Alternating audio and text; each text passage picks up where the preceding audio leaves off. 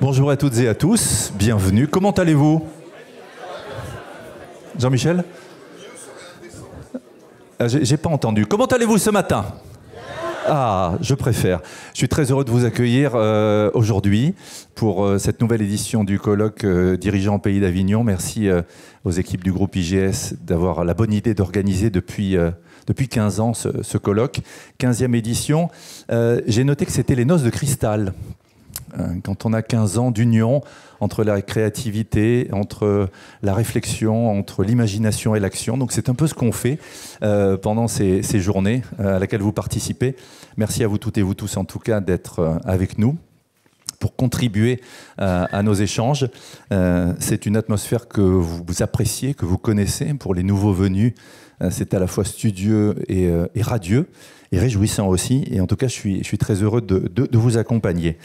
On va rester connectés, vous allez partager avec votre réseau les moments forts que nous allons vivre ici. Les réseaux sociaux, évidemment, je vous en parlais à l'instant, pour pouvoir échanger avec le hashtag DPA 2024, @groupe IGS. Alors, cette thématique de la réparation qui vous a fait nous rejoindre, c'est évidemment le ré qui m'interpelle. Si le ré m'était compté, réjouissant, rémanent, réconfortant, résurgent, l'occasion de se réveiller, de se révéler aussi, dans une France qui cherche désespérément à se rééquilibrer. De tout cela, nous allons parler, mais je voudrais d'ailleurs qu'on commence par parler de ce lieu qui est unique, et qui est un lieu de rencontre, de partage, de mixité aussi, en accueillant celui qui est notre hôte, le patron de la collection Lambert, François Quintin.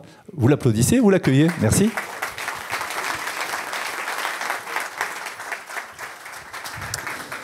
Merci à vous, François Quintin, d'être avec nous, de nous accueillir. On se sent bien chez vous? Oui, je trouve aussi. On se sent très bien. Bonjour à tous. Juste un tout petit mot de bienvenue. Je suis ravi que vous reveniez ici à la collection Lambert. Je crois que les débats, les sujets que vous serez amenés à aborder ne sont pas éloignés de la culture. Au contraire, et je suis très très reconnaissant du fait qu'un lieu culturel comme le nôtre, un lieu dédié à l'art contemporain, soit le théâtre et soit le lieu effectivement de ces échanges. La question de la réparation est aussi une question artistique, esthétique, de plein de façons. Juste un tout petit mot. Donc moi, je suis François Quintin, je suis le directeur de la collection Lambert depuis maintenant 10 mois. Donc je suis relativement fraîchement arrivé. J'occupais précédemment un poste au ministère de la Culture en tant que délégué aux arts visuels. Donc la question de la place de l'art et de la culture est quelque chose qui m'a, depuis une trentaine d'années, beaucoup occupé. Et les artistes, à n'en pas douter, sont des entrepreneurs, sont aussi des personnes qui mettent en place et qui posent les conditions du devenir de ce à quoi ils croient. Et en cela, je considère vraiment que les artistes ont une place centrale et prépondérante dans la société.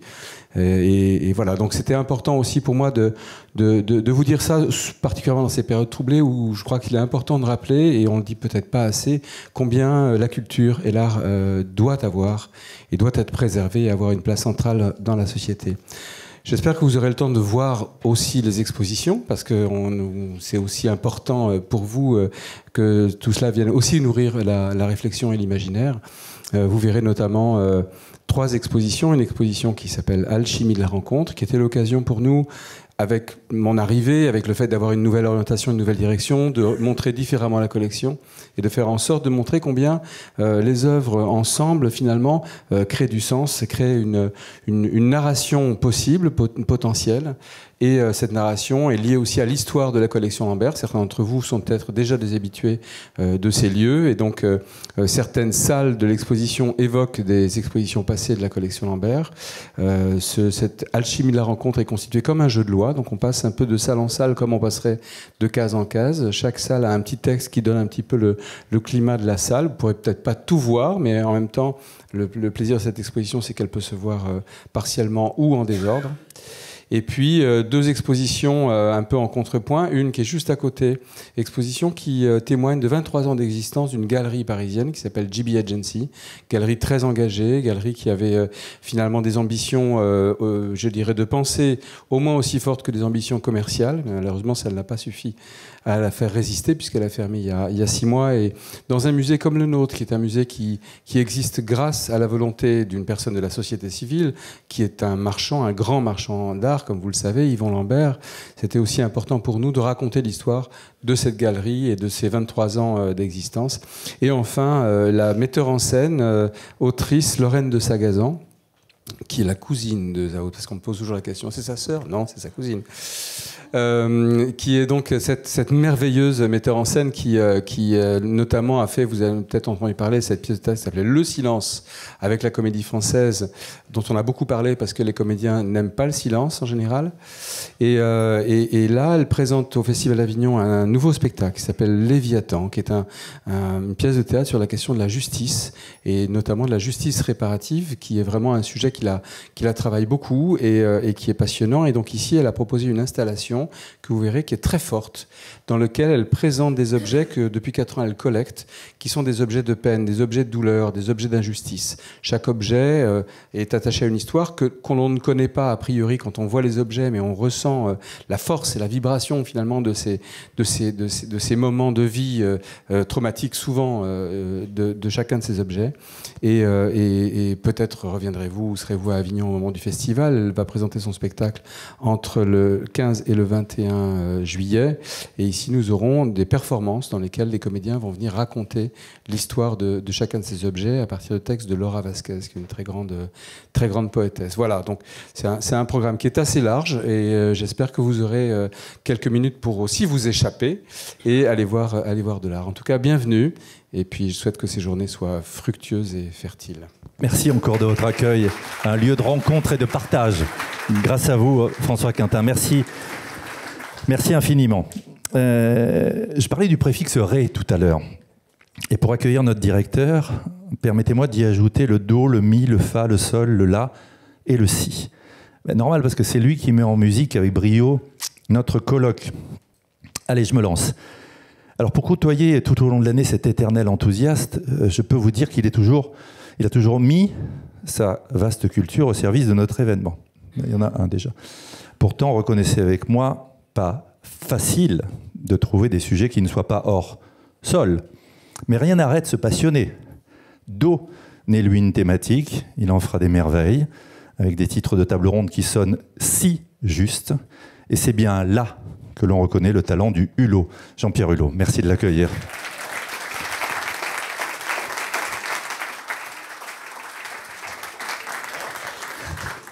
Jean-Pierre, à toi la scène. C'est difficile de prendre la suite et de M. Quintin qui nous a quittés et de Fred qui évidemment est toujours beaucoup trop élogieux à mon égard. Alors bon, je vais... évidemment, vous avez tous compris que nous fêtions, ou que nous allons fêter, ou que nous allons vivre les 15 ans ou la 15e édition de ce colloque. Alors, c'est évidemment vous dire que j'ai eu un certain nombre d'occasions de l'ouvrir, et dans des circonstances qui ont toujours été pas forcément les mêmes et pas forcément faciles. J'ai eu l'occasion de l'ouvrir sous la pluie, ce qui est quand même rare dans ces climats avignonnais.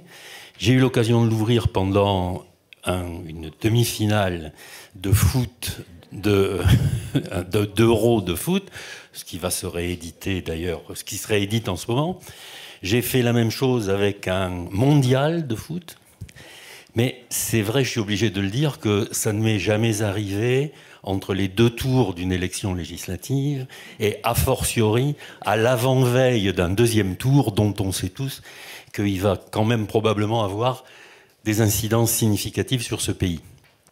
Alors c'est vrai que j'ai pas pu m'empêcher du coup de revenir sur ces 15 ans et finalement de me dire qu'on avait tant bien que mal, pas trop mal rempli notre contrat, en sachant que j'ai toujours dit que ce colloque avait une fonction qui n'était pas de vous apporter des solutions, encore moins de vous apporter des recettes, mais en fait de faire en sorte que tous ensemble, on réfléchisse un petit peu à l'environnement qui est le nôtre, c'est-à-dire voilà, l'instant que nous vivons au cours de ces 15 années, que nous avons vécu, les instants que nous avons vécus au cours de ces 15 années.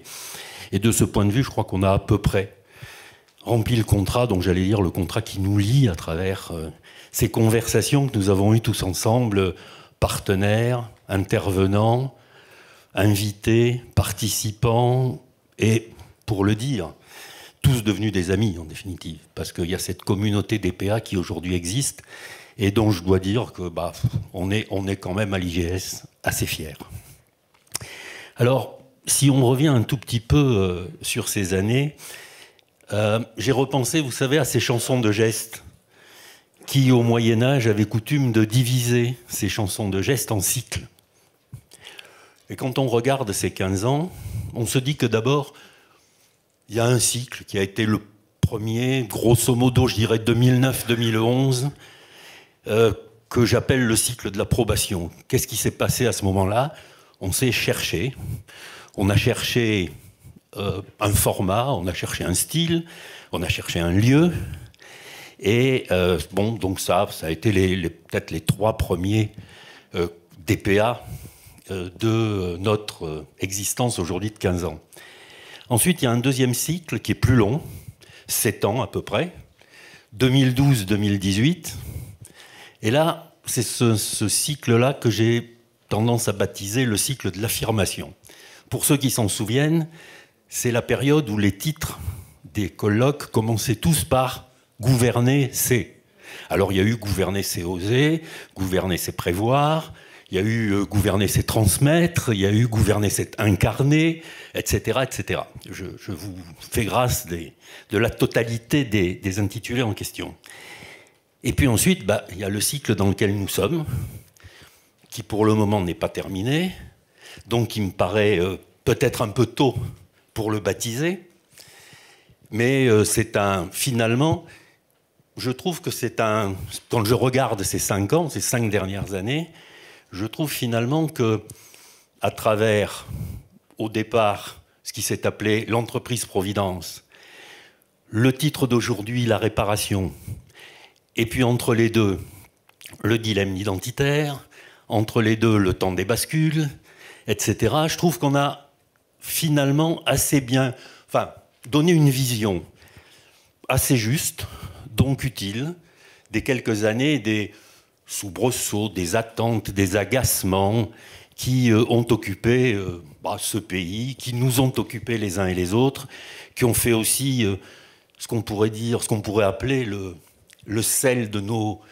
engagements, de nos engagements de managers, de nos engagements d'entrepreneurs, de nos engagements de citoyens, de nos engagements culturels. Et je suis très heureux d'avoir entendu ce que M. Quintin nous a dit, parce que je trouve qu'il a bien souligné ce lien entre notre événement et le lieu culturel dans lequel nous sommes. Et je crois que ça, c'est quelque chose de tout à fait important. Et je crois finalement que on a plutôt là aussi bien ausculté ce que j'appellerais cette sorte de tic-tac à la fois familier, rassurant, mais aussi les grincements de cette horlogerie sociale qui nous entoure.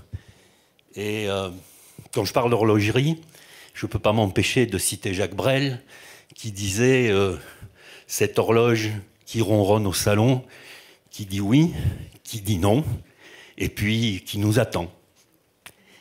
Et je ne peux pas non plus ne pas penser à Voltaire, le Voltaire théiste, qui utilisait cette métaphore du mouvement du monde en général, et qui disait je ne puis songer que cette horloge marche et n'est pas d'horloger. Et finalement, ce que nous attendons pour après-demain, c'est d'avoir une petite idée de ce que sera l'identité de l'horloger qui va s'occuper désormais, ou qui aura à s'occuper désormais, de la réparation de cette société. Et en attendant, eh bien, je pense qu'il faut nous souhaiter un bon travail, qu'il faut nous souhaiter un bon colloque. Et juste avant, je voudrais quand même vous demander une chose, c'est qu'au cours de ces 2 jours, consacrez peut-être quelques minutes pour réfléchir à ce que pourraient être les thèmes prioritaires des colloques futurs. Et puis, quand vous aurez mûri un petit peu ça, n'hésitez pas à vous adresser aux membres du comité d'organisation, vous connaissez tous, que ce soit Jean-Michel, que ce soit Loïc, que ce soit Fred, que ce soit Frédéric Plasson, etc., que ce soit moi, que ce soit Karine. Voilà, de dire, dans le fond, on a pensé à ça. Évidemment, vous n'aurez pas forcément la chance d'avoir votre sujet qui soit tiré pour l'avenir, mais en tout état de cause, nous, ça nous facilitera beaucoup le travail, parce qu'à partir de septembre, il va falloir qu'on s'attaque à la suite. Voilà, un grand merci à tous, encore, parce que c'est votre fidélité qui fait le succès de cette manifestation. Et ton engagement. Bon Jean-Pierre travail. Hulot, reste avec moi, Jean-Pierre, reste avec moi. Des applaudissements, s'il vous plaît, pour notre directeur bien-aimé. Alors, Jean-Pierre, tu vas rester avec nous parce que si je vous ai fait vous connecter au Wi-Fi, c'est parce que je vais avoir besoin de vous. Tu parlais de co-construction à l'instant, de contribution. Regardez ce qui va apparaître. Vous allez flasher le QR code qui va s'afficher sur cet écran. Alors voilà, vous vous saisissez de votre téléphone. Maintenant, vous scannez le QR code et vous allez, quand on va vous le demander, taper le code IGTTAJ. Voilà. Allez-y. Parce que je vais vous poser une question. Jean-Pierre, tu parlais de cette thématique de la réparation.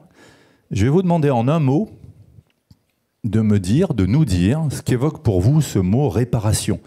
Un adjectif. Est-ce que c'est réhabilitation? Est-ce que c'est réfection? Est-ce que c'est renaissance? Est-ce que c'est... Voilà. Le mot qui vous vient à l'esprit quand on parle de réparation, quel est-il? Et on va afficher ensuite un nuage de mots qui va venir quelque part ennuager le ciel bleu avignonné avec vos mots. Plus les mots sont choisis par plusieurs personnes, plus les mots grossissent dans notre nuage de mots qui va apparaître. Et pendant qu'il se forme, ce nuage de mots, puisque vous avez tous scanné, ça y est, Odile, tu as scanné? Ouais. Regardez cette slide avec nos partenaires. Je voudrais qu'on les salue, qu'on les remercie. Adéco Group, BDO, Cégide, Colonna, GSF, Agency, l'association Jean Villard évidemment, Newstank, Interrhône, Unip et la maison qui nous reçoit ici, cette belle maison de la collection Lambert. Nos partenaires, ils sont avec nous fidèlement, Jean-Pierre, et Dieu sait qu'ils sont clés et qui sont importants. Alors on va voir le nuage. Fidèlement, culturellement, enfin, oui, voilà, il y a beaucoup de mots à mettre au bout de ce qu'on vient de se raconter. Des adverbes positifs. Le nuage de mots va apparaître et il va commencer à se former. Regardez, c'est parti. Jean-Pierre, je vais te demander de réagir avec moi. Voilà, que vous inspire la thématique DPA 2024 en réparation? Moi, je vais prendre des photos parce qu'il y a des bonnes choses là. Et surtout, il y a un mot qui revient beaucoup, d'où sa taille, c'est le mot renouveau. Renaissance aussi.